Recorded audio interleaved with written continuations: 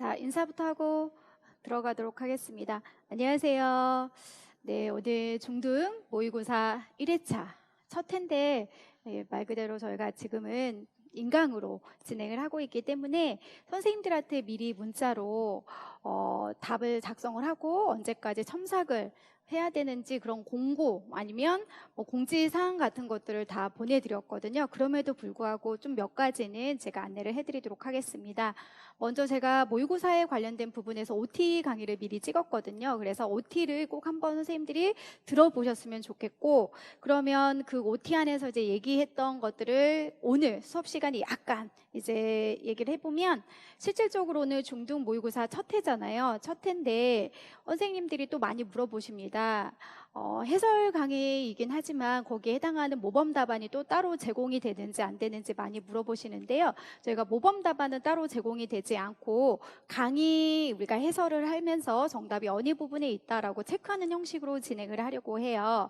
그리고 모범 답안이 제시가 되지 않더라도 저희는 항상 이제 채점하고 첨삭을 하기 때문에 잘 쓴 선생님들의 사례를 우리가 인강으로 아니면 뭐 직강이 사실은 뭐 다음 주에 아니면 그 다음 주에 열릴지 아닐지 모르겠지만 어차피 우리가 직강이든 인강이든 잘 쓴 선생님들의 답안들은 업로드가 될 것이니까 이렇게 쓰면 잘 쓴 선생님들의 뭐 답안이구나라고 하는 것을 그때그때 알 수 있고요. 그리고 첨삭을 해드리면서 틀린 게 어디 부분이 틀렸다라고 하는 걸 또 체크할 수가 있으니까 굳이 정답이라고 하는 것을 따로 제공되지 않더라도 선생님들이 잘 쓴 답안 그리고 정답과 관련된 근거들은 충분히 찾을 수가 있습니다. 그래서 따로 정답이 제공되지 않는 걸 다시 한번 말씀을 드리고요. 그리고 첨삭에 관련된 부분에 있어서는 제가 아까도 잠깐 단답형 뭐 이렇게 문제를 채점은 하긴 했지만 빈칸으로 내신 선생님들이 많이 있더라고요. 빈칸으로 내신 선생님들은 거기다 제가 첨삭을 할 수가 없어요. 그래서 첨삭을 이제 받는 선생님들은 답안을 어느 정도는 작성하고 거기에서 이제 틀린 건 제가 첨삭을 할 수 있으나 빈칸으로 뭐 예를 들어 5번 답 빈칸, 6번 답 빈칸 이런 식으로 제출을 하신 분들은 따로 첨삭을 할 수가 없거든요. 그래서 빈칸으로 제시된 것은 따로 첨삭을 해드리진 않고요. 그럼 당연히 채점에 있어서도 0점이 될 수 있겠죠. 그래서 첨삭을 받아보시고 왜 이것은 첨삭이 안 돼 있어라고 생각하지 마시고 빈칸으로 그냥 선생님들이 이제 백지 형태로 내신 그런 선생님들 같은 경우는 따로 이제 저희가 첨삭을 해드리지 않는다라고 하는 것을 보시면 되고요. 뭐 특가정이나 장특법 같은 경우는 정해진 대로 선생님들이 이제 정답을 쓰시면 되는 거니까 저희가 채점을 하더라도 일단 책대로 쓰신 분들 위주로 이제 채점을 해드리도록 할 거고요. 그 다음에 혹시라도 이제 올해 처음 공부하신 분들은 답안을 어떻게 작성을 해야 되는지 OT 강의에 제가 샘플로 넣어놨긴 했지만 그거를 또 따로 보시지 않는 분들은 작년 강의가 업로드가 됐을 거예요. 그러면 작년 강의 업로드 된 부분에 있어서 각 1, 2, 3, 4 주차마다 모범 답안의 샘플들이 다 올라가 있거든요. 그래서 답안을 잘 쓰는 선생님들이 어떻게 잘 쓰는 것일까 고민되는 분들은 그냥 거기에 올려져 있는 선생님들이 답안대로 순서대로 쓰시면 되거든요. 근데 오늘 제가 또 역시 잠깐씩 이제 채점을 해보니까 다단을 나누어서 쓰신 분들도 있고요. 그리고 일단은 정답을 쓸 때 간격의 크기 조절하지 못한 선생님들도 있고 생각보다 답안을 진짜 물론 이제 고민해서 답을 쓰셨겠지만 내 생각에서 그냥 순서대로 이렇게 쓰면 되는 건데 예상을 빗나간 그 답이 좀 있더라고요. 그러니까 답안을 쓰는 건 내 생각대로 쓰는 게 아니라 채점자 위주로 아니면 정해진 약속대로 선생님들이 쓰셔야 되기 때문에 그 부분에 어려움이 있는 선생님들은 꼭 모범 답안에 있는 샘플을 좀 참고하셔서 이렇게 쓰는 게 오히려 잘 익히고 잘 쓴 거구나라고 한 번 정도는 확인을 해볼 필요가 있지 않을까 싶습니다. 이렇게 해주시도록 하시고요. 그리고 제가 가장 선생님들한테 모의고사 강의하면서도 약간은 제 스스로가 미안한 부분도 있는데 제가 이제 유초중을 다 같이 출제를 하다 보니까 약간은 이제 기계적 식으로 문제를 출제를 하죠. 그런데 실제 임용은 교수님들이 3주 동안에 한 문제, 두 문제를 내시기 위해서 고심하시고 그렇게 해서 정말 질 좋은 문제가 이렇게 나오는데 강사 선생님들 저뿐만 아니라 대부분 강사 선생님들이 유초중을 짧은 시간 동안에 내야 되기 때문에 약간은 오류 부분이 있을 수 있습니다. 그래서 오늘도 쭉 제가 여러 번 살펴봤음에도 불구하고 기호가 뭐 잘못된 부분도 있거나 오타 부분도 있고 그랬거든요. 그래서 그런 부분들은 약간 불편하더라도 조금은 이해해 주시고 조금 더 정정해드린 부분들은 저희가 월요일날 정정해설 및 정오표라고 해서 카페에 또 업로드를 해드릴 테니까 그 내용들을 좀 참고하셔서 보셨으면 좋을 것 같습니다. 자, 그리고 이제 석차를 선생님들이 이제 채점을 하시고, 그 다음에 석차가 어느 정도 나오는지 궁금해 하실 텐데요. 석차는 저희가 한 주 띄어서 2주마다 간격이 주어지는 거니까, 실질적으로 1주차 오늘 이제 내신 분들은 2주 후에 선생님들이 공개적으로 그 석차를 볼 수 있도록 할 건데요. 일단 그 부분도 저희가 문자로 공지를 해드릴 거거든요. 석차 어디 업로드가 됐으니까 한번 확인해 보세요 라고 할 거고, 이 석차를 내시고, 그리고 이제 답안지를 봤는데 점수가 또 잘못된 부분들도 있어요. 그래서 저희가 여러 번 또 검토를 하지만 사람인지라도 실수할 수가 있어서 이거 선생님이 맞았다고 했는데 보니까 틀렸다고 되어 있네. 이런 부분들은 또 이의 제기하는 기간이 있거든요. 그래서 그런 이의 제기하는 기간을 두고 진짜 석차는 실질적으로 저희가 두 번째 해당하는 것도 업로드를 해드립니다. 그러니까 선생님들이 이제 중간중간에 문자를 잘 보시고, 아니면 문자 볼 시간이 없으시면 카페 이제 어느 순간 뭐 선생님들이 매일은 아니더라도 한 2, 3일에 한 번 정도는 또 이제 확인을 하시잖아요. 그때 석차라는 공지사항이 있는지 없는지 한번 확인해 보시고 선생님들이 실제 이제 석차를 확인해 보시면 되는데, 항상 매번 고민인 게 선생님 이제 석차를 보고 내 공부가 잘못된 건지, 아니면 내가 공부 열심히 했는데 석차가 너무 낮다라든지 이런 거 이제 또 많이 하세요. 근데 저희는 계속 실제 시험을 잘 보기 위한 연습 기간인 거지, 여기서 나타나는 석차가 실제 임용과 이꼬로 되지는 않는 거거든요. 그래서 계속 석차가 주어지면서 자극을 받는 선생님들은 그 나름대로 또 열심히 하시면 되고, 나는 이 석차 주어지는 거에 있어서 너무 스트레스 받으시는 분들은 또 이제 따로 답안지 안 내시고 스스로 체크해 보셔도 되니까, 스트레스로 다가오신 분들은 또 요령 있게 선생님들이 하셔도 됩니다. 그러니까 실질적으로 이 석차를 너무 선생님들이 스트레스 받지 마시고요. 실제 시험은 1차, 2차 최종 합격이 되어야만 합격이 되는 거니까 지금 하고 계신 방법대로 열심히 하시는 게 가장 좋은 방법이다라고 말씀을 드리고 싶습니다. 자, 그래서 여기까지 제가 간단하게 말씀을 드렸고요. 저희는 이제 실제 문제가 어떻게 출제가 됐는지, 그리고 제가 기출문제를 어떻게 활용했는지, 그리고 선생님들이 이 문제를 통해서 어떻게 확장하는 것이 좋은 건지 위주로 설명을 해드리도록 하겠습니다. 먼저 이제 1번 문제를 한번 살펴보려고 하는데요. 실질적으로 제가 순회교육이라고 하는 파트는 장애인 등에 대한 특수교육법이라고 하는 법에서 문제가 이제 오늘 출제를 했잖아요. 그런데 현직 교사분들한테 공고가 왔대요. 그래서 원격 수업이라고 하는 것까지도 최근에 바뀐 부분들이 있기 때문에 저는 오늘 그런 부분을 고려해서 냈는데, 혹시 이제 제 강의를 들어본 선생님들은 카페에 순회교육에 관련된 법 조항이 업로드가 되어 있거든요. 그거를 확인하신 분들은 잘 쓸 수 있을 것 같은데, 이 문장을 또 오늘 처음 보신 분들도 분명히 있을 것 같아서 답안을 제가 쭉 훑어보니까 통신교육 화상 강의 이렇게 쓰신 분들이 꽤 있으시긴 하더라고요. 그래서 이 부분은 이제 한 번씩 짚어보도록, 이렇게 쭉 한번 살펴보도록 할 건데, 순회교육은 실제 기출문제 여러 번 이제 출제가 된 걸 선생님들이 확인을 하셨을 것 같고, 그 중에서도 수업 일수로 이제 바로 가볼게요. 매 학년도 150일 기준으로 해서 각급 학교회장이 정하되 순회교육을 받는 특수교육 대상자의 상태라고 적으셔야 되고요. 이 상태와 교육과정 운영상 필요한 경우는 지도감독기관의 승인을 받아 30일 범위 내에서 줄일 수 있다라고 하는 거에서 특수교육 대상자 상태 정확하게 쓰시면 되고요. 학급 설치 이 부분이 이제 추가가 된 부분이라고 보시면 되겠습니다. 개인적으로는 작년에 혹시 기출문제를 푸신 중등 선생님들 같은 경우는 교육과정, 그러니까 즉 전공 A의 마지막 번호 12번에 그 건강장애 학생들 사례들이 나왔었잖아요. 뭐 당뇨인 학생들도 있을 것이고, 아무튼 제 기억에 거기서 보면 원격 수업이라고 하는 것으로 답변을 한 내용이 있었어요. 그렇다면 결국은 올해 코로나로 인해서 이 법 부분에, 즉 원격 수업이라고 하는 부분이 분명히 또 언급이 될 수 있을 것 같아서 저도 이 학급 설치라고 하는 부분들을 원격 수업과 관련된 이제 출제를 했는데 한번 볼게요. 각급 학교에서 교육을 받기 곤란한 특수교육 대상자가 복지시설, 의료기관 또는 가정 등에서 방송, 통신, 인터넷 등을 활용한 원격 수업을 받을 수 있도록 조치를 강구해야 된다라고 되어 있습니다.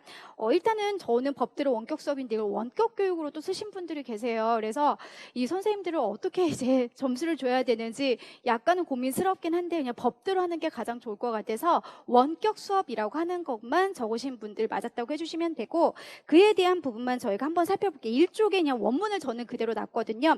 그래서 선생님들이 1쪽에 보시면 만성질환으로 인해서라고 하는 이 부분이 새로 추가된 부분이라고 보시면 되고요. 이거를 전체적으로 읽어드리기보단 이 파트가 새로 저희가 현직 교사들이 이제 받았던 공고 내용에 있었던 것이기 때문에 전체적으로 이제 쭉 한번 개인적으로 읽어보시되 결국은 원격 수업에 대한 설명인 거고요. 저희는 마지막 끝에서 두 번째 줄 보시면 동그라미 5번에 교육감은 장애 정도가 심해서 각급 학교에서 교육을 받기 곤란한 특수교육 대상자가 복지시설, 의료기관 또는 가정 등에서 방송, 통신, 인터넷 등을 활용한 원격 수업을 받을 수 있도록 조치를 강구해야 된다라고 되어 있습니다. 그래서 정확하게 원격 수업이라고 하는 용어만 쓰신 분들 맞았다고 해드리도록 하겠습니다. 아무튼 선생님들이 이 부분 중요한 건 아시죠? 그래서 코로나로 인해서 충분히 우리가 언급될 수 있는 부분이라는 걸 선생님들이 기억을 하시면 되고요.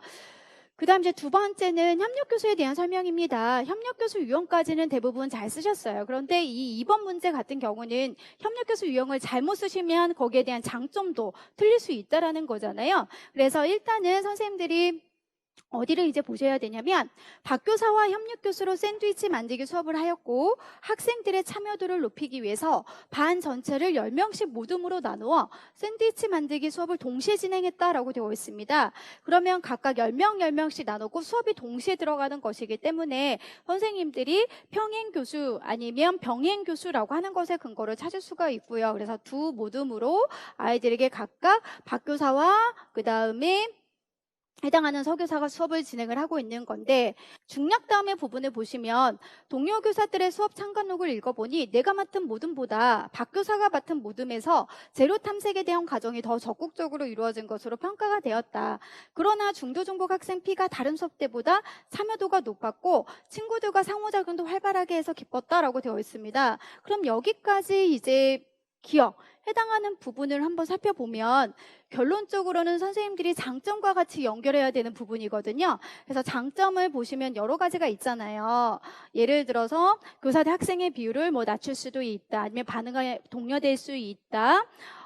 그 다음에 동일한 수준을 이렇게 즉 복습의 효과가 있다. 이런 것들인데요. 이 당시에 기출이 되었던 것은 평행 교수의 단점과 관련해서 쓰는 그런 기출 문제였던 걸로 알고 있습니다. 그래서 저는 오히려 역으로 장점을 했는데 사실은 밑줄은 기억으로 되어 있지만 전체적인 맥락에서 봐야 되거든요. 이렇게 쓰신 선생님들도 있더라고요. 저는 그냥 간단하게 원했던 게 병행 교수, 평행 교수, 반응 동료, 반응이 그전보다는 평행 교수라고 하는 것에 키워드를 잡았을 때 반응이 조금 더 동료될 수 있다라고 하는 것이 키워드인데 이렇게 쓰신 분들이 있어요. 학생 수가 절반으로 줄어들었고 그럼으로 인해서 반응이 동료됐다. 그럼 맞을까요? 틀릴까요?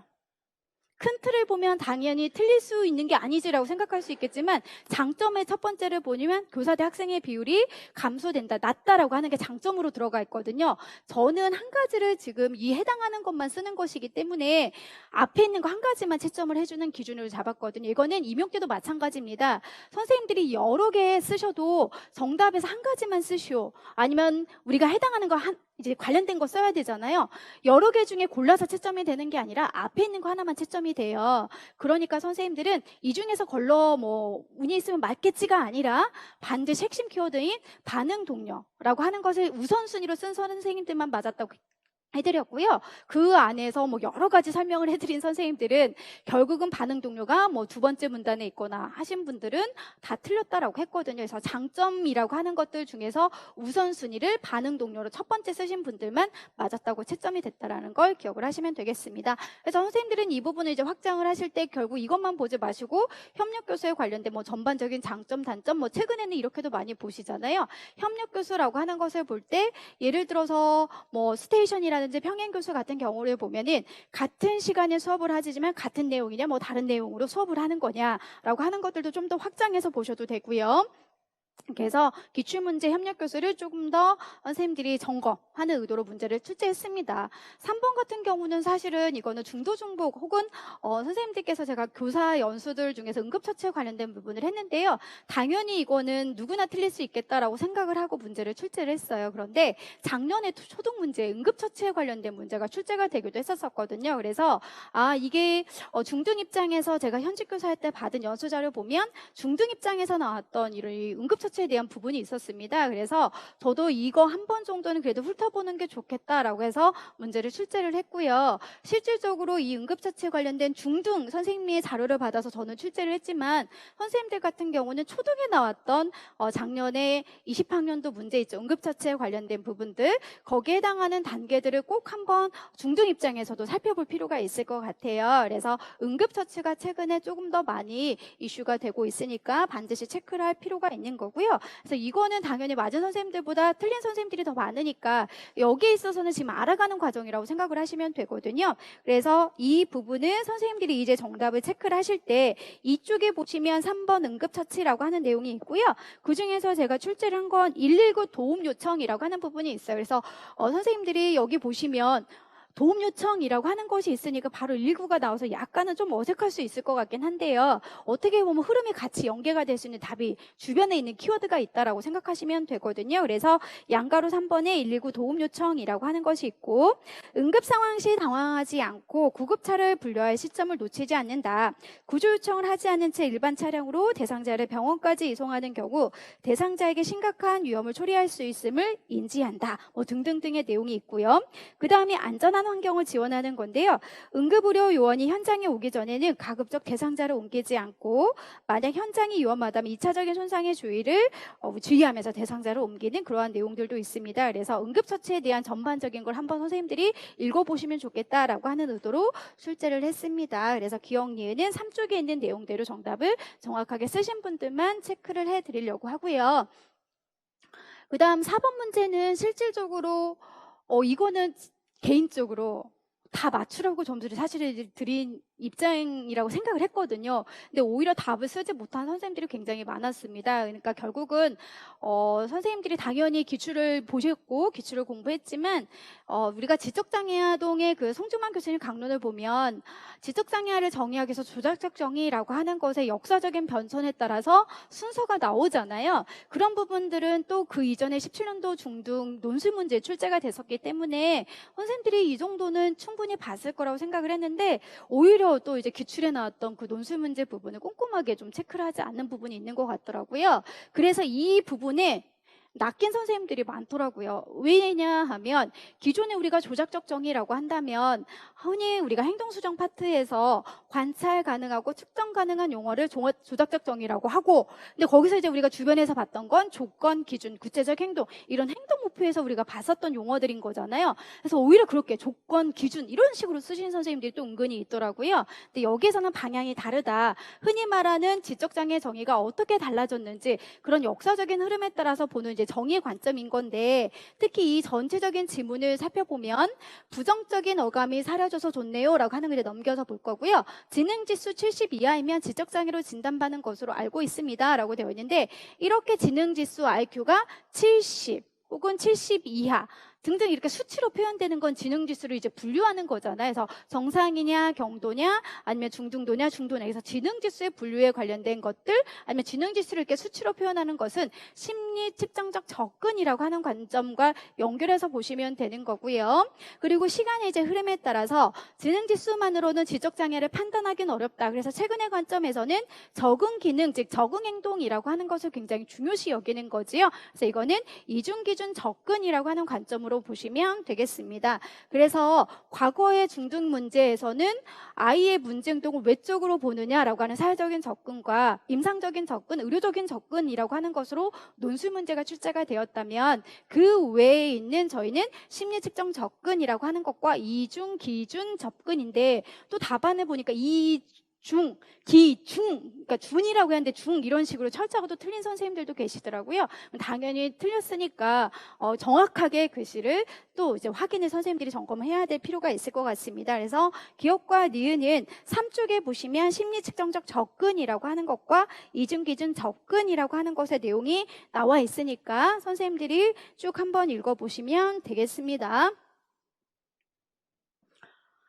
자, 그 다음에 저희가 이제 5번 문제를 한번 살펴보려고 하는데요. 실질적으로 저희가 이 기출문제가 아니라 지금 모의고사를 하는 것이기 때문에 선생님들이 쭉 이제 여기서부터는 관련된 개념들을 구체적으로 또 알고 싶어 하는 선생님들이 많은데요. 저희가 지금 이 시기에는 개념을 배우는 시간은 아니기 때문에 저희도 서술형 해당하는 것들을 좀 더 자세히 들어가서 이건 어떤 거고요. 어떻게 보시면 되고요. 이런 거보다는 이것의 문제는 답이 이런 측면입니다. 이런 의도에서 냈습니다. 라고 해서 해설 강의, 문제에서 나오는 해설 강의로 제가 하는 거지 이론적 개념을 다 정리하면서 들어가지는 않는다라고 하는 걸 또 알게 계시면 될 것 같습니다. 자, 전체적으로 지체장애가 있어서 운동 발달이 느리기 때문에 자세 반사를 촉진시켜주는 것이 좋을 것 같아요. 라고 하는 질문인데요. 사실은 이 부분은 기출문제 어디를 인용을 했냐면 20학년도 유특을 이제 보신 분들은 유아특수 문제에서 아이가 의도하지 않는 움직임을 보이고 있기 때문에 불수의 운동형 혹은 무정의 운동형이라고 하는 것에 정답을 쓰는 게 있었었고요. 그 부분에 이제 사례를 보신 분들은 흔히 이 아이가 말한 정의 반응 혹은 평형 반응에 어려움을 보인다라고 하는 키워드가 있었어요. 그렇기 때문에 그럼 이제 앞으로는 이런 자세 반사에 관련된 걸 조금 더 우리가 구체적으로 살펴볼 필요가 있겠구나라고 해서 저도 자세 반사에 관련된 큰 틀을 선생님들이 아셨으면 좋을 것 같아서 문제를 냈는데요. 자세 반사라고 한다면 흔히 우리가 기출에서 나왔던 평형 반응도 있고 그 다음에 보호, 방위 반응이라고 하는 것도 있고 그 다음에 선생님들이 보시면 3쪽에 정의 반응이라고 하는 것도 있잖아요. 그래서 정의 반응이라고 하는 것이 있는데 이 세 가지를 모두 써야만 하는 건데 이 세 가지를 다 쓰지 못하고 또 한 가지 정도만 쓰신 분들도 다 정답이 안 되겠죠. 그래서 부분 점수가 없고 전체적으로 써야만 되는 건데 그럼 우리는 조금 더 이 부분을 확장을 할게요. 평형이나 혹은 여기 나오는 보호, 정의 반응이라고 하는 걸 향상시켜주기 위해서 우리가 촉진시켜야 되는 감각이라고 하는 것이 또 있거든요. 감각을 조금 더 연결을 해보면 대부분은 촉각, 그리고 고유수용 감각, 전정 감각이라고 하는 것을 촉진시켜줘야 여기 있는 반응들이 조금 더 향상될 수 있다라고 하는 것까지 확장해서 보시면 되는 거고요. 여기서 조금 더 나아가면 그러면 촉각이나 고유수용 전정 감각이라고 하는 것을 촉진시켜주는 우리가 치료 방법이라고 했을 때 감각통합훈련이라고 하는 것도 있고 신경발달 처치인 보바스라고 하는 것이 있거든요. 그래서 저는 그중에서 신경발달 처치라고 하는 것과 연결해서 문제를 출제를 했습니다. 자, 선생님, 학생 H에게 신경발달 처치 보바스를 적용해보니 어떻게 달라졌는지요? 쭉 보니까 등등 참여하더라고요. 선생님, 내일은 공 던지기를 하려고 하는데 걱정입니다. 우선 선생님이 학생 H가 공을 던질 때마다 신체적으로 접촉해서 도와주세요 라고 하는 말이 있네요. 잠시만 이제 볼게요.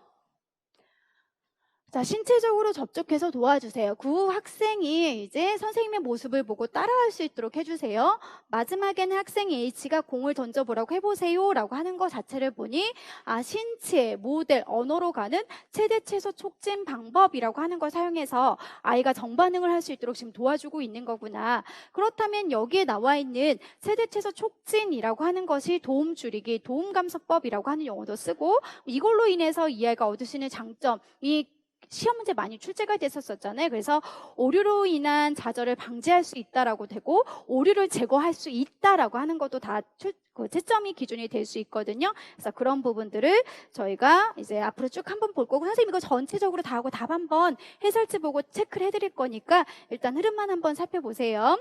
자, 그런데 선생님 학생 H를 친구들과 조를 짜서 참여시키려고 하는데 H와 친구들 모두 공 던지기 활동에 적극적으로 참여할 수 있도록 하는 방법은 무엇인가요? 라고 해서 집단 강화라고 하는 것을 저는 같이 연계를 했고요. 집단 강화라고 하는 것을 살펴볼 때 이 부분은 실제 초등에 나왔던 기출문제이기도 합니다. 그래서 보니 학생 H가 속한 모둠이 다 같이 노력해서 목표에 도달하면 함께 강화를 받을 수 있도록 하거나 라고 하는 부분이 있네요. 그럼 여기를 보면 H가 땡땡땡 강화를 받을 수 있도록 하거나 라고 하는 건 상호 의존적 집단 강화라고 하는 것이고, 학생 H가 목표에 도달하면 학생 H가 속한 모든 및 모든 학생들이 강화를 받을 수 있도록 해주는 건 의존적 집단 강화, 종속적 집단 강화라고 하는 것으로 될 수가 있겠죠.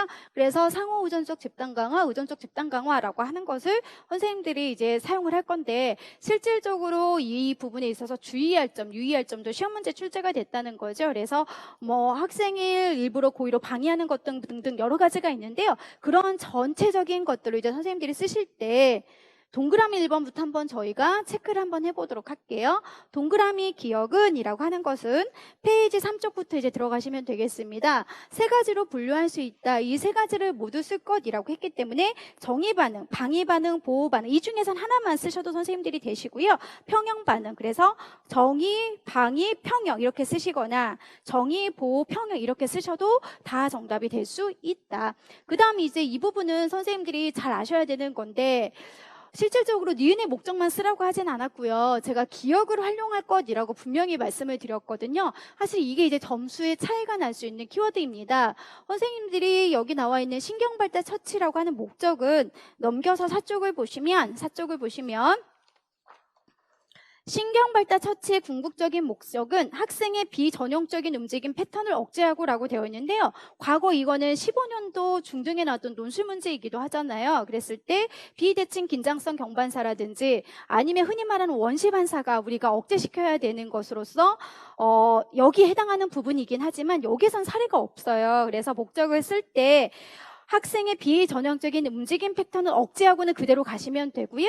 그 다음에 필수적인 자세 반응을 포함한 전형적인 움직임 패턴을 촉진하는 것이다 라고 되어 있는데, 사실은 이 자세 반응이라고 하는 것을 정확하게 쓰신 분들도 있지만 그냥 기억을 옮기라는 건 아니었거든요. 제가 원했던 정답은 기억에 들어가는 자세 반응 세 가지. 그래서 흔히 말하는 평형, 정의, 그 다음 선생님들이 쓰셨던 볼게요.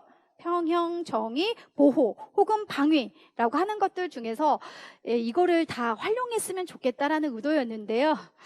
어떻게 됐는지는 잘 모르겠어요. 그냥 이대로 정의를 쓰신 선생님들이 굉장히 많을 것 같아서, 그래서 이거는 기억이라고 하는 결국 이 세 가지를 다 쓰는 걸 활용하는 걸로 원했던 정답이었다. 그런데 채점을 하다 보면 또 제가 생각했던 것보단 또 여러 가지 열린 정답이 있을 수 있어서 원했던 정답을 말씀드리고요. 정답은 더 확장될 것 같은 그런 느낌이기도 해요. 자, 그 다음 동그라미 세 번째를 보시면 아까 말씀드린 대로 최대 최소, 오류로 인한 좌절 방지 아니면 오류를 제거할 수 있다라고 하는 것이 4쪽에 보시면 동그라미 두 번째 그대로 있습니다. 그래서 큰 틀의 도움 감소법 하고 동그라미 두 번째 보시면 이 방법은 학습 초기 단계. 그럼 학습 초기 단계는 선생님들이 습득이라고 하는 걸 머릿속에 기억하시면 되고요. 그래서 오류를 제거할 수 있다라고 쓰셔도 되고, 오류로 인한 좌절을 방지할 수 있다라고 하는 걸로도 쓰셔도 되겠습니다. 그래서 개인적으로는 오늘은 이번 문제를 출제하진 않았지만, 예를 들어서 앞으로 최대 최소 촉진, 최대 촉진 이런 것들은 많이 중요한 거니까 실질적으로 여기 한 부분을 비워놓고 여기에 들어갈 수 있는 사례를 쓰시오 라고 할 수도 있을 거고요.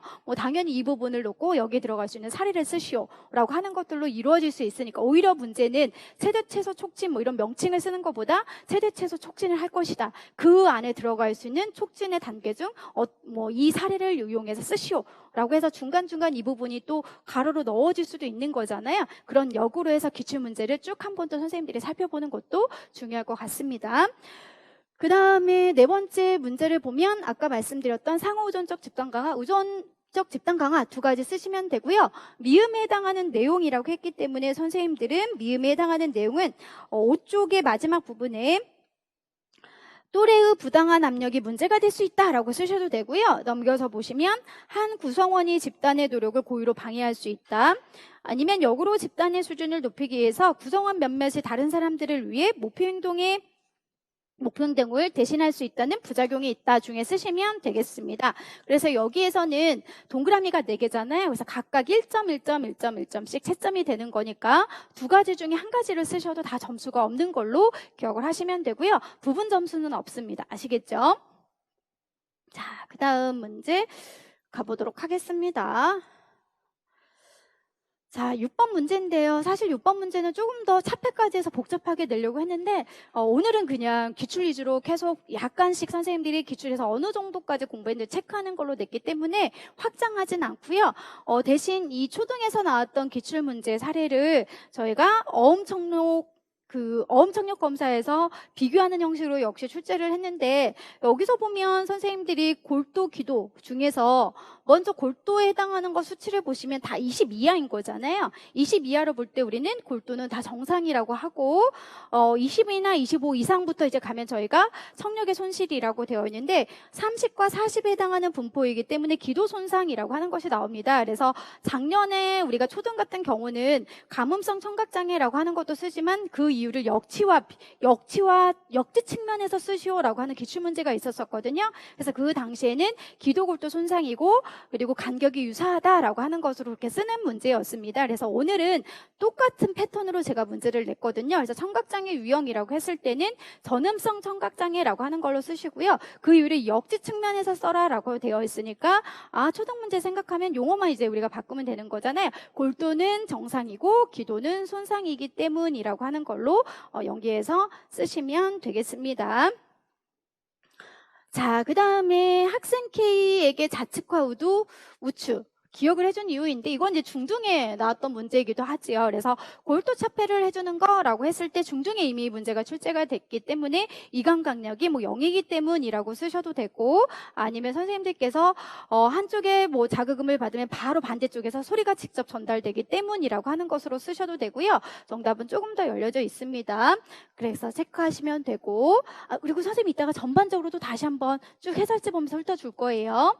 그리고 A에서 D 중 가와 관련 있는 청각장애 유형의 기호를 한 개 찾고 이 유형의 특성을 한 가지 쓸 거라고 하는 것의 문제인데, 보니까 여기에서는 초등에도 나오고 중등에도 나오는데 다시를 물어보는 게 기출문제였었거든요. 그래서 다시 한번 우리가 어음명료도라고 하는 것을 볼 때 앞에 있는 순음청력과 연결을 해보니까 전음성 청각장애다. 그러면 전음성 청각장애 같은 경우는 여기서 B라고 하는 거로 선생님들이 기호를 찾으시면 되고, 이 B에 해당하는 기호를 찾았을 때 우리가 감음성과 관련된 미로성, 후미로성하는 다른 점이 무엇이더라? 어음의 강도를 조금만 높여주어도 듣고 이해하는 능력이 어음 명료도 102 수준이 나온다라는 거잖아요. 그래서 선생님들은 B라고 하는 기호를 찾아주시고, 이 아이는 듣고 이해하는 능력이 100% 도달한다. 아니면 어음 명료도가 100%이다. 아니면 100% 듣고 이해하는 능력이 나타난다. 이런 식으로 선생님들이 쓰시면 되고, 조금 더 저희가 이제 확장 한번 해볼게요.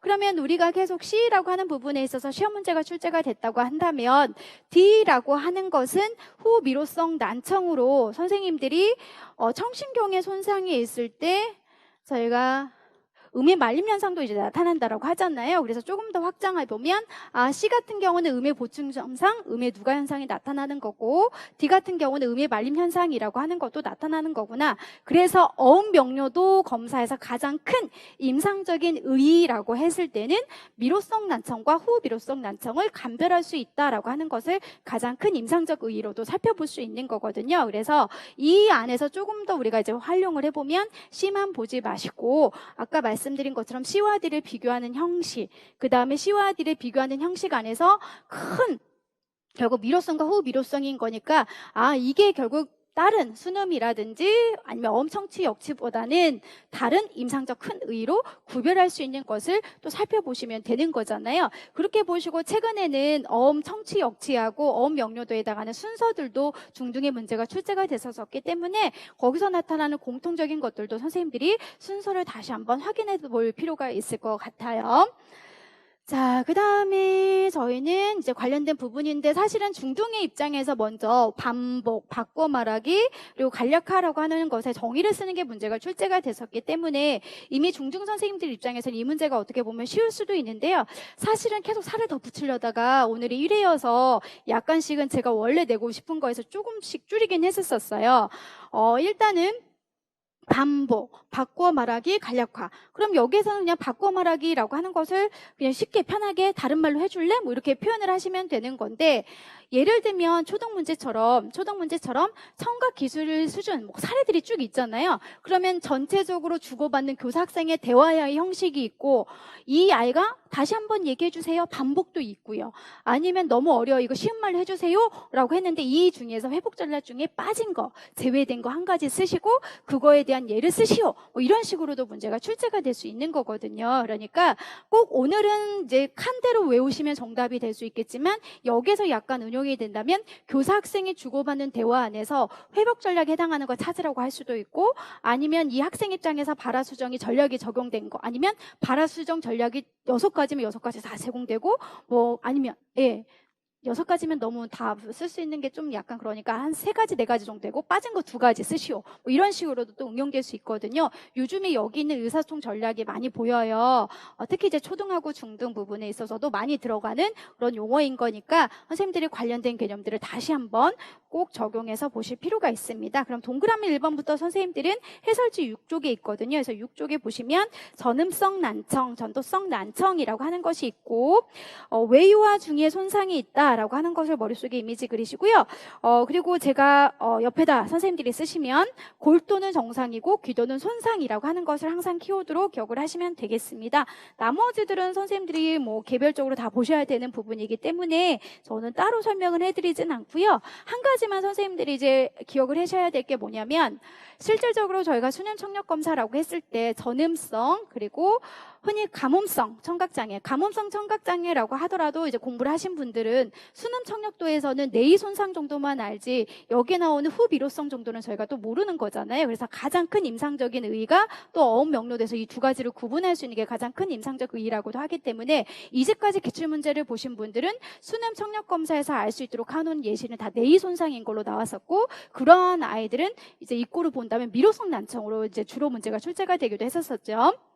그 다음에 혼합성이라고 했을 때 기도골도 손상이고 기도의 손상이 손상의 정도가 훨씬 더 큰데, 흔히 말하는 중축성 난청이라고 하는 아이들은 우리가 수능 청력 검사도를 살펴보니까 둘 다 정상인데 듣고 이해하는 능력이 어렵다라고 이제 문제가 출제가 될 수도 있으니까, 선생님들이 아이의 사례를 꼭 반드시 4가지 유형인 전음성, 가늠성, 그 다음에 혼합성, 그리고 중추성이라고 하는 것까지 반드시 기억을 하셔야 될 것 같습니다. 그래서 여기 있는 내용들을 이제 확장해서 보시되, 한 가지만 더 말씀드릴게요. 시험 문제 보면 뭐 뇌의 손상이 있는 아이들, 외의 중이라고 하는 것에 손상이 있는 아이들, 이런 식으로 이제 문제가 출제가 돼서 중추성까지 포함되는 것도 실제 아이들의 이름을 쓰는 게 있었잖아요. 그러니까 선생님들은 반드시 수능 청력 검사라고 했을 때 3가지가 기도, 골도, 역체에서 분석할 수 있는 것도 있지만, 흔히 중추성은 수능 청력 검사에서는 둘 다 정상적으로 우리가 나올 수 있는 확률이 굉장히 높은 걸로도 꼭 사례를 기억하시면 되겠습니다. 그리고 학생 K에 관련된 골도 차폐인데요. 골도 차폐라고 하는 것은 잠깐 저희가 왔다 갔다 해설지를 좀 보도록 할게요. 12쪽에 보시면 이관감쇄라고 하는 것의 용어가 있습니다. 이관감쇄, 양이관, 이관감쇄, 이관 감약 다 똑같은 말인 거잖아요. 결국은 이런 이관 감쇄라고 하는 것이 우리가 40 이상일 때 차폐를 해주는 건데, 특히 줄글에서 끝에서 4번째 줄 보시면 기도전도의 경우는 40, 골도전도는 0이다라고 하는 것이 있습니다. 그래서 이 골도 같은 경우는 이관 감쇄라고 하는 것이 발생하지 않기 때문에 우리가 우리가 오른쪽을 우리가 자극음을 주면 그 반대편에서 직접 전달된다는 거죠. 그래서 항상 우리가 차폐를 해주는 것으로 기억을 하시면 되겠습니다. 그래서 여기 있는 동그라미 2번째에서는 뭐 항상 차폐라고 하는 것도 선생님들한테 이제 맞았다고 해드렸고요. 조금 더 보신다면 이관 감쇄가 0이기 때문에, 아니면 이관 감쇄 0이기 때문에 뭐 자극음을 들려주면 그 반대편에 소리가 직접 전달된다라고 하는 걸로 정답을 쓰셔도 되는데, 실질적으로 이 부분은 뭐 중등은 다 출제가 됐으니 기도라고 하는 측면에서도 이제 한번 살펴보셔야 되는데, 오늘은 출제하지 않았지만 계속 기도를 우리가 차폐까지 표시가 되어 있고 오른쪽 왼쪽에 차폐 있느냐에 따라서 좀 더 문제가 또 복잡하게 날 수도 있잖아요. 그것까지 같이 한번 스스로 이제 확장해서 공부하시면 좋을 것 같습니다. A에서 D 중 가와 관련 있는 청각장애 유형의 기호를 한 개 찾고 이 유형의 특성을 쓰는 건데, 이거는 앞에 페이지 10쪽에 보시면 그대로 나와 있죠. 10쪽에 보시면 검사 해석 방법이라고 하는 것이 것이 있고 그중에 동그라미 두 번째가 나와 있습니다. 그래서 반면 양가로 B는 40을 들려주었을 때는 50 정도만 듣고 이해하지만 60dB로 어음 강도를 높여주면 거의 100%의 명료도를 보이고 있다라고 설명을 하고 있어요. 그래서 선생님들이 60 정도 어음 강도를 들려주면 100% 명료도를 듣는다 뭐 이렇게 하셔도 되고, 이 전음성 청각장애 B 찾고 100% 듣고 이해하는 능력이 있다 뭐 이렇게 쓰셔도 되고 해서 정답을 써주시면 되고요. 그 다음 동그라미 네 번째 니은에 들어갈 용어라고 되어 있지요. 이 니은에 들어갈 용어에 해당하는 부분은 잠깐 해설지 넘겨서 보시면 페이지 14쪽에 그대로 나와 있습니다. 그래서 바꾸어 말하기라고 하는 거 그대로 써주시고 다른 단어로 말해주시겠어요? 라고 하는 것을 정확하게 쓰시면 되는데요. 일단 여기도 동그라미가 4개잖아요. 그래서 우리가 여기 안에서도 부분 점수는 따로 없고 전체적으로 다 하나, 두 가지면 두 가지, 뭐 다 쓰셔야만 1점, 1점, 1점, 1점씩 다 체크 점수가 부여가 된다라고 보시면 되겠습니다.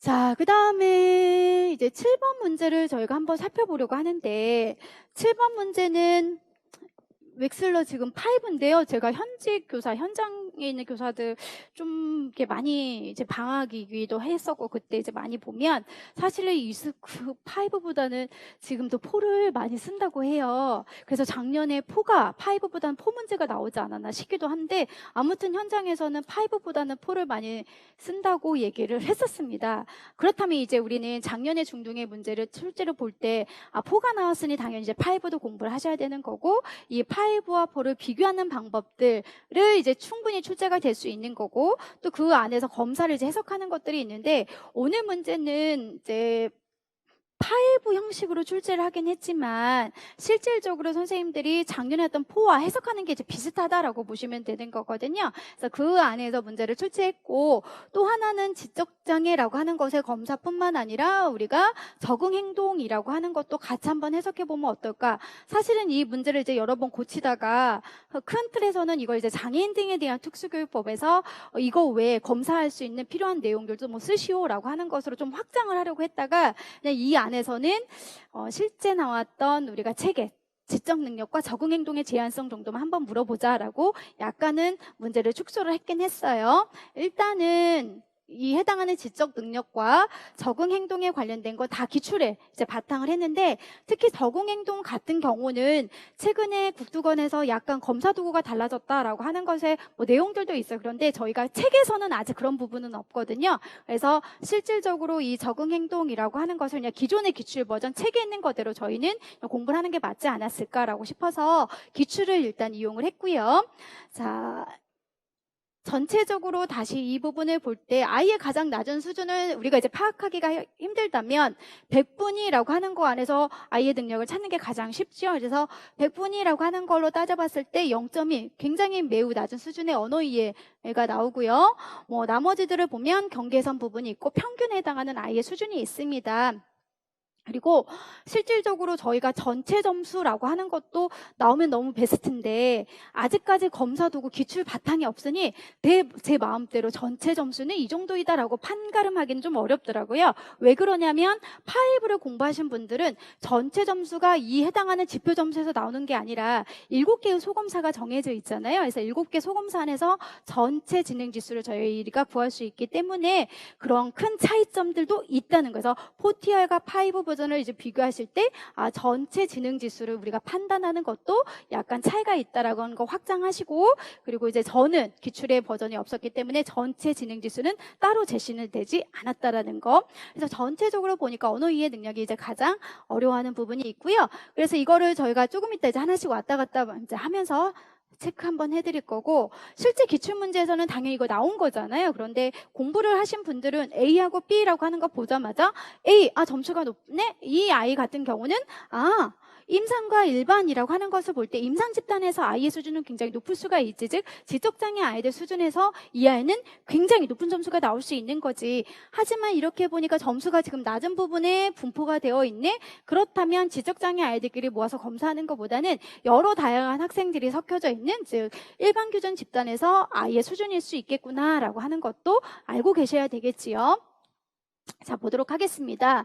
선생님, 학생회를 검사 결과 해석을 하려고 하는데요. 제가 잘 해석했는지 봐주시겠어요? 라고 되어 있는데, 잠깐 이 부분의 문제는 틀린 게 2가지라고 되어 있지만 실제 3가지죠. 그래서 선생님들이 정답을 찾으실 때 제가 해드렸던 거 3가지 중에 2가지가 포함되면 다 맞았다고 해주시면 되겠습니다. 한번 살펴볼게요.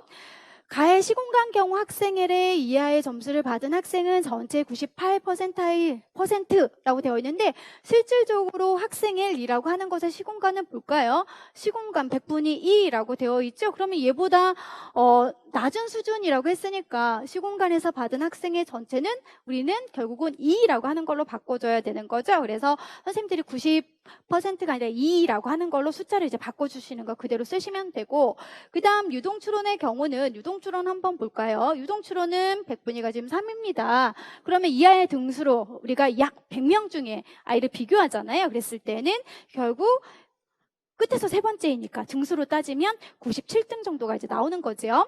그 다음 가해서 처리 속도 지표를 한번 살펴보니까 이거 갖고 우리는 이제 역시 판단을 한번 해보도록 할게요. 지표 점수는 0에서 -1이라고 되어 있는데, 실질적으로 이걸 이제 외우신 분들은 0, -1, -2라고 했을 때 100분위가 저희는 지금 3이거든요. 3이면 이 사이에 지금 분포가 되어야 되는 거잖아요. 그래서 -1과 -2라고 하는 것에 위치되어야 되기 때문이라고 하는 걸로 바꿔주시면 되겠습니다. 그래서 여기 있는 것들은 최근에 선생님들이 기출문제 해석하는 것으로 해서 응용한 문제이니까 반드시 역시 체크를 해보시고, 이 2가지는 A는 일반 규준 집단이다, B는 임상 규준 집단에서 학생 L의 수준이라고 되어 있는데요. 이건 이제 순서가 바뀐 걸 역시 아실 것 같습니다. 그래서 A는 임상이라고 하셔야 되고 B는 일반이라고 하는 것으로 이제 보셔야 되는 건데, 그러다 보니까 틀린 게 지금 3가지가 나오는 거잖아요. 그래서 선생님들이 2가지만 쓰시면 되는 건데, 그 중에서 A는 98이 아니라 2%이기 때문, 그 다음에 C에서는 -1과 -1 사이이기 때문, 그 다음 D 같은 경우는 A는 임상, B는 일반 집단 규준이기 때문, 이런 식으로 해서 각각 이유를 찾아서 선생님들이 쓰시면 되고요. 이거는 실제 우리가 이제 봤던 내용이잖아요. 그래서 개념적, 사회적, 실제적 전체 점수에서 이거나 이 중에 한 가지가 우리가 이해했을 때 개인의 제한성이라고 하는 것을 설명하기도 하지요. 그래서 이거를 이제 정의와 한번 연결을 해봤습니다. 선생님, 땡땡의 지적장애 정의를 적용하기 위해선 여러 가지 과정이 있다라고 들었습니다. 실제 시험 문제에서 선생님들이 공부를 하실 때에는 과정이라고 했을 때 큰 맥락만 저는 말씀드리도록 할게요. 아이의 수준, 개인의 제한성을 설명하기 위해선 동년배, 지역사회 있는 동년배와 비교하기도 하고, 타당한 평가를 해서는 언어적, 문화적인 것도 해야 되고, 약점만 있는 게, 즉 제한성만 있는 건 아니라 강점도 함께 존재한다. 그 다음에 이러한 아이들의 개인의 제한성을 기술하는 목적은 이라고 했을 때 아이에게 우리가 지원할 수 있는 프로파일을 작성하기 위한 것. 그러다 보면 개인의 우리가 이 지원을 지속적으로 했을 때 삶의 가능성은 굉장히 좋아진다는 거잖아요. 그래서 여기 있는 가정이라고 했을 때 여러 가지 있다라고 하는 건 쓰기가 좀 더 어려워서 개인의 제한성을 기술하는 목적은 무엇인지요? 라고 하는 4번째 가정을 외우신 선생님들은 정확하게 정답을 쓸 수 있을 것 같고요. 이런 제한성을 우리가 목적으로 개인의 지원의 프로파일, 윤곽을 파악하기 위함이다 라고 했으면, 그럼 이것에 왜 지원을 해주면 이 아이가 어떤 성과를 이루는지 이렇게 전체적인 틀을 잡았거든요. 그래서 조금 이따 한번 정확한 체크해드릴 거고요. L을 어떻게 지원해야 될까요? L을 지원하기 위해서는 지원 모델에 대해서 아셔야 돼요 라고 하는 게 전체 글의 흐름입니다. 동그라미 1번은 해드렸고요. 여기서 각각 2가지만 쓰시면 맞았다고 했기 때문에 1점 1점씩 해서 2점이 들어가는 거고요. 니은에 알맞는 답변이라고 하는 것은 해설지를 조금 더 뒤로 넘겨서 한번 살펴보도록 하겠습니다. 선생님들이 가지고 계시는 해설지 검사 도구들은 쭉 한번 개인적으로 한번 살펴보도록 하시고요. 저희는 21쪽에 보면 이제 가정이라고 하는 부분이 나오지요. 그래서 실제 중등 문제를 본다면 이 가정 안에 1, 2번 잠깐 체크해 볼게요. 개인이 현재 나타내고 있는 기능상의 제한성을, 그럼 개인이 현재 나타나고 있는 기능상의 제한성은 결국 뭡니까? 지적 능력에 있어서도 제한성. 여기 나와 있는 개념적, 사회적, 실제적 적응 행동의 제한성이라는 거잖아요. 개인의 동년배와 문화의 전형적인 지역사회 환경 맥락 안에서 확실히 제한성을 보이는지 아닌지 판단해야 되고, 타당한 진단 평가를 위해서는 3번은 개인의 의사소통 능력, 그 다음에 감각, 운동, 행동 요인에서 차이뿐만 아니라 문화적, 언어적 다양성까지 고려해야 된다는 것이 과거 기출문제였구나 라고 하는 거 체크 반드시 해보시고요. 다음 옆에다 한번 써보세요. 동그라미 1번으로 문제가 출제가 된 적은 13년도 중등 추시였던 것 같은데요. 그때 아이의 사례가 중학교 3학년인데 중학교 1학년 특수학급 반에서 수업을 받는 형태였거든요. 거기와 관련된 연결이었었고요. 아이가 다문화 가정인데 이 아이에게 국내에서 주어지는 검사 도구로 검사를 하는 그런 방법이 있었어요. 그게 동그라미 2번과 관련되어 있는 부분이기도 했어요. 동그라미 3번은 개인의 제한성, 특정력의 제한성, 그것이 전부가 아니라 다른 강점도 함께 있을 수 있다는데요. 이건 이제 강론을 공부하신 분들은 흔히 말하는 우리가 행동 표현형이 있잖아요. 오늘 문제에서도 윌리엄스 증후군, 뭐 과거 문제를 보면 프레드 윌리 증후군, 다운 증후군, 프레절 엑셀 증후군 보면 다 언어 청각의 강점이냐 아니면 시공간의 강점이냐라고 하는 걸 언급하고 있거든요. 그와 관련되어 있는 내용이거든요. 그래서 선생님들이 가정 3과 연결할 수 있는 거라고 한다면 여러 가지 행동 표현형 중에서도 강점과 연결되는 거 이미지를 같이 연결해서 공부하시면 되고요. 그 다음 네 번째 넘겨서 22쪽에 보시면 개인의 제한성을 기술하는 주된 목적은 이라고 나와 있죠. 그래서 이걸 그대로 목적은 이라고 하는 걸 외우신 분들은 개인에게 필요한 지원이 무엇이고 그 윤곽을 파악하기 위함이다 라고 하는 걸 그대로 정답으로 여기 니은에 써주시면 되겠습니다. 그래서 저희는 지원에 관련된 걸로 지금 흐름을 같이 하고 있고요. 그래서 22쪽에 보시면 지원 모델이 나왔지요. 그리고 작년 같은 경우는 능력과 요구 사이의 불일치라고 하는 걸로 쓰시거나 아이의 능력과 환경과의 부조화라고 하는 걸로 쓰는 게 중등의 단답형 문제였잖아요. 그리고 선생님들은 개인의 성과 향상이라고 하는 지원 모델 그림을 보시면 더 독립적이고 더 나은 인간관계를 가지고 있고 사회에 기여하는 기회가 증진되거나 활동 참여도 증가하고 복지를 통해서 삶의 만족도를 높인다라고 하는 게 있죠. 이게 작년에 초등 문제였거든요. 그래서 선생님들은 그렇다면 올해에는 해당하는 원인 플러스 가운데 해당하는 개별화된 지원의 단계들 그리고 개인의 성과라고 하는 것을 조금 더 중등 입장에서는 확장해서 공부를 해야 될 필요가 있겠구나라고 보시면 되고요. 특히 개별화된 지원이라고 하는 것의 그 사다리 부분이라고 얘기를 할게요. 여기 해설지는 없지만 이 개별화된 지원이라고 하는 것이 송중만 교수님 책의 5단계도 있지만 제가 최근에 강론을 또 여름에 혹시 강의를 들어본 분들은 개별화된 지원이 6단계로 나와 있고 그 6단계 안에서도 개인을 이해하고 그 개인을 이해한다는 건 역시 개인 중심 계획이라고 하는 것과 좀 더 구체적으로 설명되어 있고 그러기 위해서는 아이의 강점을 먼저 찾아야 된다는 게 이제 나오는 지원에 대한 설명도 있어요. 그래서 혹시라도 그런 궁금한 분들은 또 다음 기회에 제가 분명히 문제를 냈기 때문에 지원이라고 하는 것이 송중만 교수님 책에는 5단계도 기억을 하시는 분도 당연히 기본적으로 있겠지만 여기까지가 외우실 분들은 외우시고요. 혹시라도 더 확장할 부분들은 선생님들이 다음에 선생님이 해설지를 한번 더 문제 내준다고 하니까 꼭 5가지만 있는 건 아니구나라고 하는 걸 좀 기억하시고 그것도 이제 카페다 지금 그거 6단계 뭐예요? 라고 하기보다는 일단 5단계만이라도 확실하게 암기해야 비교할 수가 있습니다. 그래서 곧 빠른 시일 내에 6단계도 낼 거니까 그렇게 알고 계시면 되고요. 그리고 자연적 지원이 굉장히 중요해요. 그래서 중등 입장에서는 자연적 지원이라고 하는 것이 이제 언제 출제가 됐냐면 개인적으로 19학년도 단답형 문제였던 것 같아요. 보호작업장이라고 하는 걸 쓰고 이 아이가 결국은 통합으로 갈 수 있도록 하기 위해서는 직장의 동료 아니면 반 친구 이런 키워드가 들어가면 자연적 지원과 연결되는 거고요. 실질적으로 저희가 초등 입장에서는 자연적 지원의 예시라고 했을 때 반 친구 이렇게 적는 거였지만 중등 입장에서는 아이들이 고용으로 이루어질 수 있도록 해주는 것이 굉장히 중요하고 그 대표적인 게 지원 고용이잖아요. 지원 고용일 때 직장 동료들한테도 도움을 받을 수 있도록 해주는 것까지가 예시로 나와 있으니까 그 2가지를 반드시 기억할 필요가 있다는 것까지 저희는 이제 확장해서 한번 살펴보는 내용이었어요. 그래서 성과가 나타나는지 2가지를 쓰는 거였으니까 선생님들은 지원 모델 5가지가 있잖아요. 그 안에서 2가지를 아무거나 쓰시면 다 정답으로 체크해 주시면 되겠네요. 자, 그래서 동그라미 3번째 아시겠죠? 개인 성과 향상이라서 더 독립적이고 더 나은 인간관계 여기 부분인 거 아시죠? 이 중에서 2가지만 쓰시면 다 맞는 내용인 거니까 그렇게 해서 정답을 해주시면 되고요. 아무튼 제가 올해 계속 강론을 읽으면서 공부할 때 여기 나오는 지원이 많은 부분들을 강조하고 강론의 내용의 비중이 차지하니까 지원 부분을 좀 꼼꼼히 공부를 하셔야 될 것 같습니다. 자, 그 다음 이제 8번 문제가 있는데요. 8번 문제 한 문제까지만 하고 저희는 쉬는 시간 갖도록 하겠습니다. 사실 이제 8번 문제를 하면서 제가 좀 다양하게 내려고 했긴 했는데 내다 보니까 또 정답이 또 모호하게 있는 것도 있긴 하네요. 일단 볼게요. 책 보는 걸 좋아하고 친구들을 자주 때리고 친구들에게 물건을 던집니다. 수용 언어는 가능하지만 표현 언어에 어려움을 보이고요. 수업 중 교실을 돌아다니는 아이의 특성이 있습니다. 그럼 이러한 아이들을 지도하기 위해서 중재를 지금 시작하고 있는 내용인데요. 사실 이렇게 나왔던 자리이탈 행동이라고 하는 것을 그림, 즉 흔히 말하는 그래프로 주어지는 경우도 있었지만 이렇게 표로 정리를 해서 나온 게 초등의 문제가 있었거든요. 그래서 초등 문제를 생각하면서 저도 문제를 출제했는데 약간은 자리이탈 행동의 빈도를 통한 중재 부분이 약간 어색한 것이 있긴 했죠. 그래서 고민하셨던 분들이 있을 것 같아요.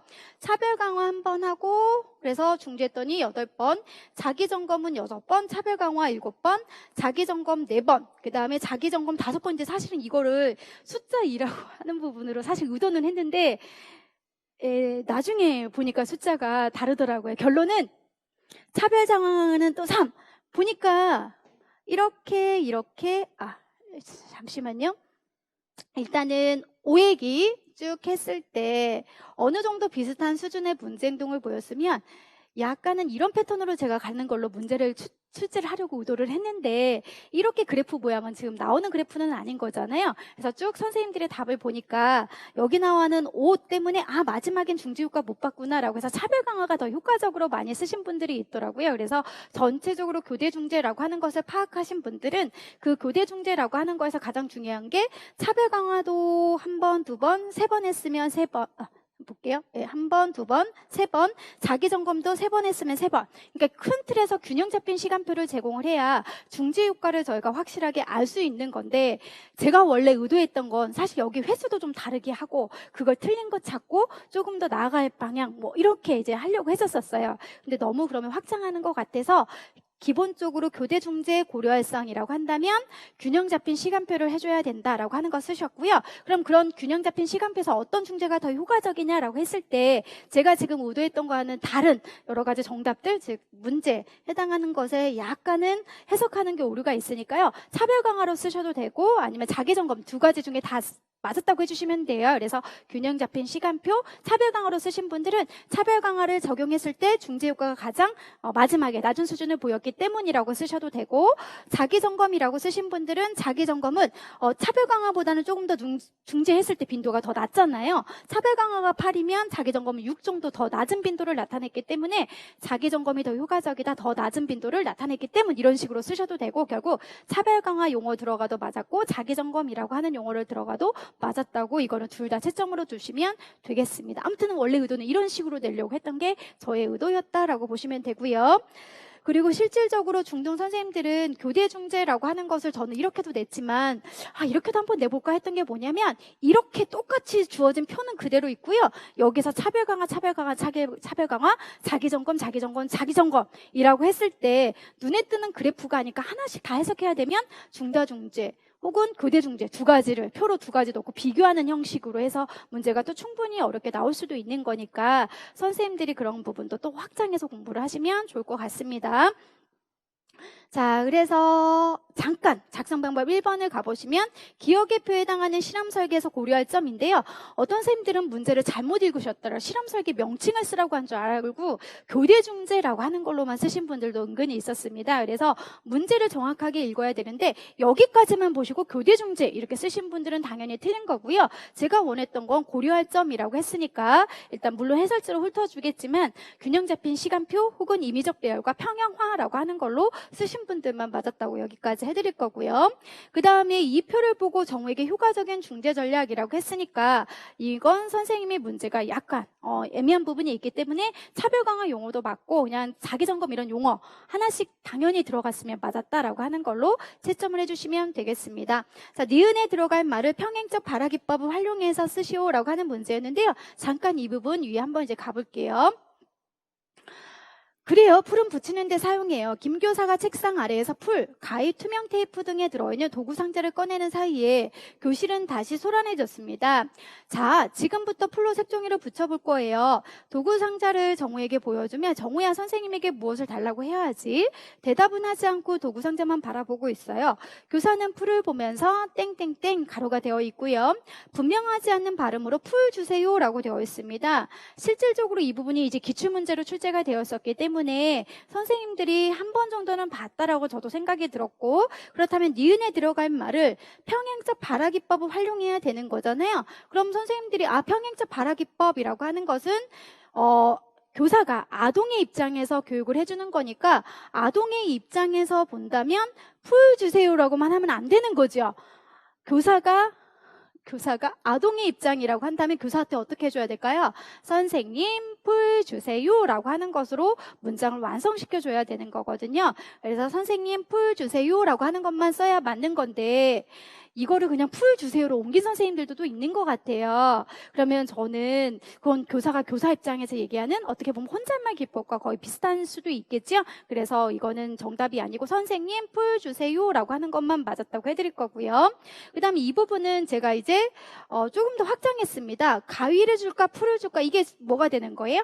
FA 질문법 두 개의 선지를 주는 걸로 FA 질문법이 되는 거고요. 이 아이가 지금 오반응을 보였어요. 오반응을 보여서 가위 줄게 라고 하는 것이 아니라 여기에 뭐가 들어갔어요? 칭찬이 한번 들어갔거든요. 잘했어 라고 하는 거. 이게 기출문제에서는 출제가 되지 않았지만 흔히 평행적 발화기법, 혼잣말 기법 등등과 주변에 있는 게 확장, 확대, 교정적 피드백이라고 하는 게 있거든요. 교정적 피드백이라고 하는 것을 보신 분들은 일반적으로 말하는 교정적 피드백이 아니라 의사소통장애에서 교정적 피드백은 반드시 이렇게 칭찬을 한번 하고 정확한 반응을 설명해 주는 게 있었었죠. 그래서 FA 질문법과 교정적 피드백이라고 하는 용어를 정확하게 써준 분들만 이제 맞았다고 해주시면 되고요. 이 관련된 부분 해설을 조금 더 저희는 한번 쭉 훑어보도록 할게요.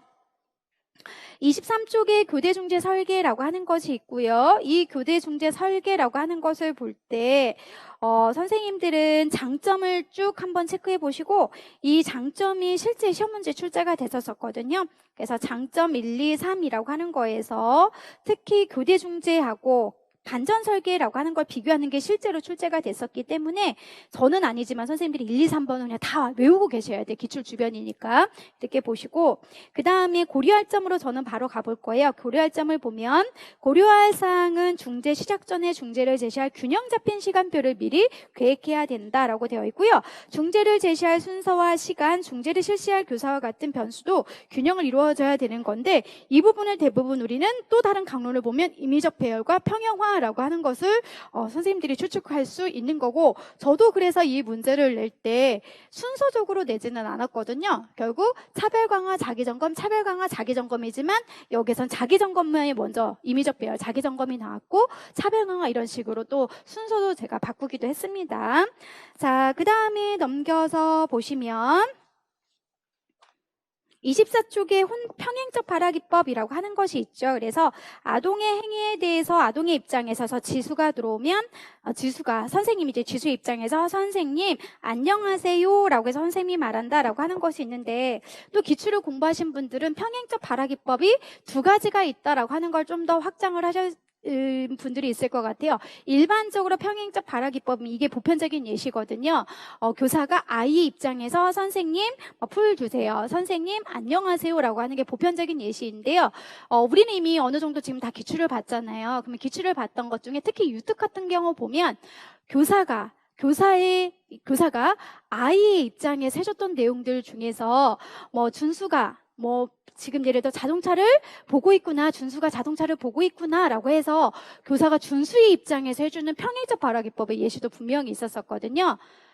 그렇습니다. 혹시 이 부분은 선생님들이 잘 기억이 나지 않으면 제 기억에 10년도인가 유튜브 객관식 문제에 있었던 것 같고요. 그것이 이제 평행적 발화기법, 혼잣말 기법, 확장 이렇게 나와 있던 사례였었고 또 하나는 18년도인가? 연지가 바구니에 공을 넣고 있구나. 연지가 바구니에 공을 넣고 있구나. 이런 식으로 해서 교사가 아동의 입장에서 발화를 해주는 것도 있었었거든요. 그래서 선생님 안녕하세요 라고 하는 것도 있지만 교사가 아이의 입장에서 연지가 공을 넣고 있구나. 뭐 땡땡이가 자동차를 가지고 놀고 있구나. 이렇게 예시도 두 가지 버전으로 출제가 됐다는 것을 반드시 기억을 해야 됩니다. 자, 그 다음 세 번째 칸에 보시면 FA 질문법이라고 해서 두 개의 모델을 제시하는 거, 이게 이제 키워드가 되는 거고요. 저희는 밑으로 쭉 내려가 보면 기존의 확장학 때는 너무 많이 선생님들이 문제가 출제가 됐었기 때문에 저는 오늘은 24쪽에 있는 교정적 피드백이라고 하는 걸로 문제를 출제했는데요. 아동의 잘못된 혹은 완전하지 않는 표정을 긍정적인 반응으로 고쳐준다라고 되어 있습니다. 그래서 긍정적인 반응으로 뻐라고 아니면 뭐 여기서 보면 삐, 뻐 요 반응을 보인 거죠. 맞아, 그래, 뭐 잘했어, 예쁘지, 맞아, 예쁘지, 이렇게 긍정적인 반응을 보여주는 것으로서 오늘 선생님들이 여기에 해당하는 교정적 피드백이라고 하는 것은 오반응, 가이라고 잘못 얘기했구나. 그래서 잘했어, 과이 줄게. 이게 정확한 교정적 피드백이고요. 저희는 나중에 이 부분을 이제 뭐랑 같이 볼 거냐면 오늘 또 비슷한 맥락으로 중도 중복인 학생은 메시지 확인하기라고 하는 걸로 뒤에 또 문제가 있을 거예요. 그렇거든요. 똑같은 비슷한 문제로 출제를 했으니까 조금 더 같이 이제 살펴볼 필요가 있다는 거고요. 자, 저희는 9번 문제를 풀기 위해서는 시간이 좀 애매해서 10분 정도 쉬었다가 들어가 보도록 하겠습니다.